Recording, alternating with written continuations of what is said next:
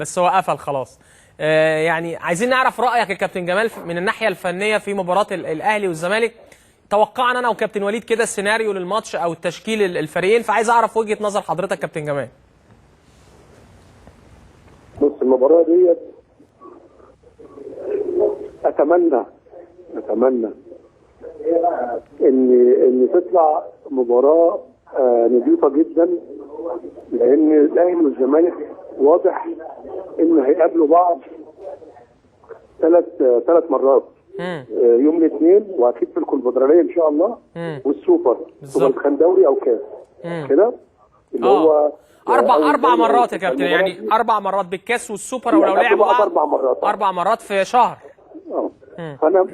فانا محتاج المباراه دي للعيبه والاجهزه ان تطلع اي حد يكسب، اي حد يعمل مباراه كويسه ويدي طابع كويس لكل الشعب العربي كله. ايوه. فالزمالك بطل الدوري واحسن فرقه في مصر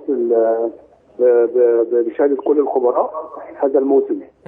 والاهلي بعد ما فتح مبروك مسك بقى من الفرق القويه جدا، وطلع من مراكز متاخره لينافس الزمالك على بطوله الدوري، وطلع الوصيف برغم مستوى النادي الاهلي، ورغم ذلك وصل الوصيف. ايوه. هو محتاج كاس عشان الزمالك السنه اللي فاتت خد كاس والاهلي خد دوري، فالاهلي محتاج السنه دي الكاس يبقى اتقسمت البطولتين بين الاهلي والزمالك. الزمالك لاول مره بعد 11 سنه عايز يجمع بين البطولتين. ايوه. الزمالك في حاله كويسه جدا جدا، ولازم نعترف ان الزمالك في حاله كويسه جدا جدا اليومين دول. النادي الاهلي يا كريم، انا اتكلم بكل صراحه، بيعاني من مشاكل كبيره جدا. شفنا حسين السيد لما جاب جول اتصرف بطريقه وحشه جدا، ما المفروض يفرح انما في حاجه جوه الفريق. شفنا احمد فتحي نفس الحكايه لما جاب هدف اتصرف بطريقه برضه احنا بالنسبه لنا كانت غير طبيعيه مع احمد فتحي لانه جاب هدف. الموضوع فيه مشاكل جوه النادي الاهلي، هنشوفها يوم الاثنين هتاثر ولا مش هتاثر. بس انا اعتقد انها هتاثر، لان كل يوم بيظهر مشكله، كل يوم بيظهر مشكله. طيب انا بتكلم بصراحه. انت بتتكلم حاجات يعني يا كابتن ايه؟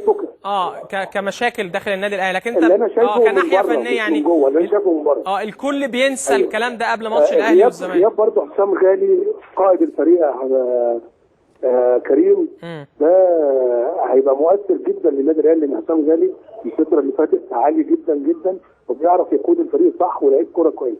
ايوه. فكل المؤشرات دي يعني بتودينا ان ممكن الزمالك يجمع ما بين الدوري والكاس. طيب يعني شايف ان فيريرا ممكن يغير طريقته ولا هيلعب بنفس الطريقه 4-2-3-1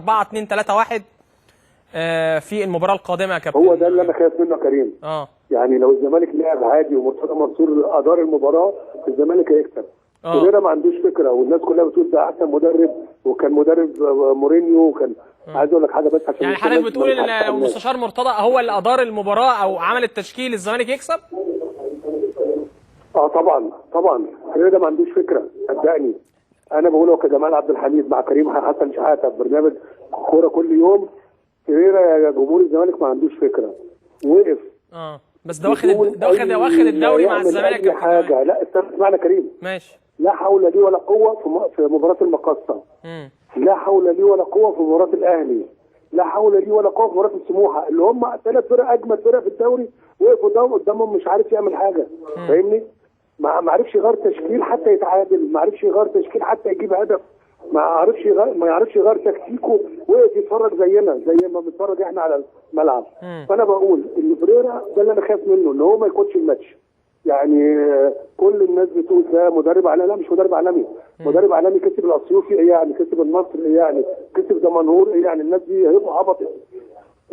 وكسب بتروجيت، كسب فرق بتنافس على الهبوط، واول ما لعب المربع الذهبي بتاعه اتغلب من 3 الفرق، انبي والزمالك، انبي والاهلي والمقصه. انا عايز اقول حاجه بس يا كريم.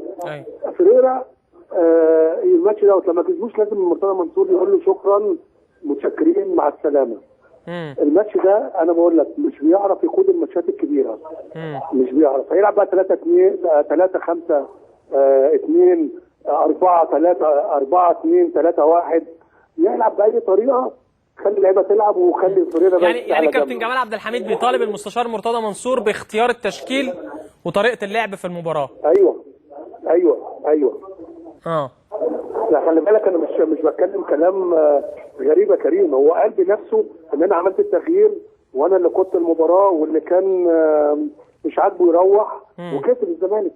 عشان كده بقول لك يعني لو هو استمر على كده ممكن الزمالك يكسب الماتش الجاي، انما لو فريرة مسك الماتش مش هيعرف يقود قصاد فرقه كبيره. طيب تقدر تتوقع المباراه دي يا كابتن جمال ولا صعب؟ لا هو انا بص يا كريم، انت عارف لعيب كوره وعارف مفيش توقعات. ايوه مفيش توقعات نهائي. ولكن اهلي والزمالك بالذات الزمالك ايه؟ الاهلي كان في قمه مجده، كان قبل الماتش الناس كلها خايفه، والزمالك بيكسب الاهلي بيكسب بعد كده 3 و2 في السنين اللي فاتت. فدلوقتي الزمالك في قمه